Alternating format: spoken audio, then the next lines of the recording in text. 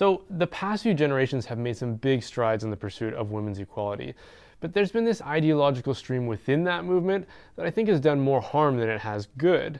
So I thought it'd be worth dissecting it in the hopes of gaining a more authentic appreciation of how men and women can be understood as equal. The first misunderstanding that I think this ideology suffers from is the inability to accept that women have always been equal to men. Now, don't misunderstand what I mean by this. I'm not saying that women have always been treated equally, because they haven't. They've been undervalued and marginalized in the past, but they were still equal because our equality should be measured by our dignity, and dignity is inherent. Women have always had inherent dignity, whether we as a society recognized it or not. So a quick example that might help us understand this. A rich man could lose $100 and not pay any attention to what just happened. By contrast, a poor man could lose $100 and be devastated by that same scenario. Those two men are showing a different appreciation for something that has the exact same inherent value. While they're treating it differently, it's still worth $100. The fact that they are treating it differently doesn't reduce its objective inherent value. The same is true for women. We haven't valued their actual worth as a society, but that doesn't change the fact that they have always been worth just as much to the world as men. The pursuit of equality for women should be a pursuit of recognizing their inherent value, rather than trying to give them more value that we think they don't have.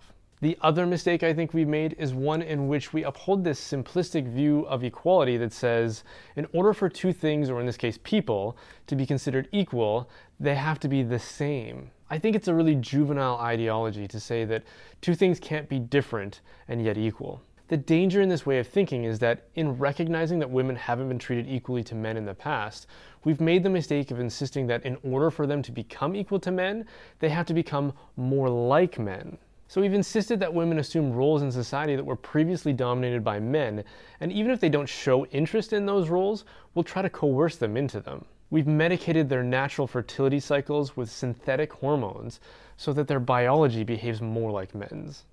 Notice too that men have never been pressured by society to have their fertility altered chemically. We've emphasized certain characteristics that are common to men as being more desirable for women to aspire to, and this is at the expense of the strengths that they already excel in. Equality of the sexes isn't achieved by trying to reduce the distinctions between men and women, and it's definitely not achieved by forcing women to try to be something that they're not. It's achieved by recognizing the unique strengths of each and celebrating them for what they are.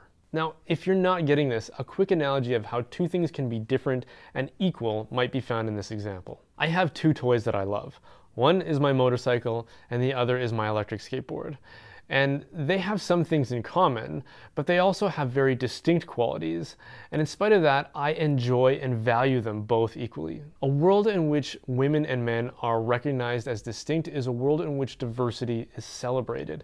And a celebration of diversity is a rejection of monotonous uniformity. This concept of equality that I'm criticizing is one that wants to impose uniformity on everyone.